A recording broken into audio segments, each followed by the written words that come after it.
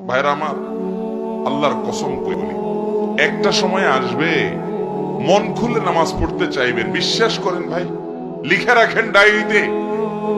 আপনাকে যদি আল্লাহ হায়াতে বাঁচিয়ে রাখেন, যুবক ভাইয়েরা, তরুণ ভাইয়েরা, একটা বয়স আসবে মনে চাইবে একটু রবকে মন খুলে সেজদা দেই, একটু লম্বা করে রুকু করি।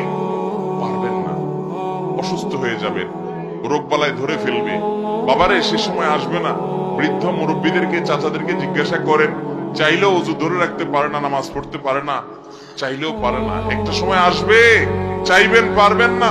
নামাজটাকে সুন্দর করেন, সময় মতো পড়েন, অনেক রাকাত নামাজ পড়বেন, নফল নামাজ পড়বেন। এটার চেয়ে উত্তম হলো ফরজটা পড়লেন, মূল সুন্নত গুলাই পড়লেন, কিন্তু ধীরস্থিরতার সাথে পড়লেন।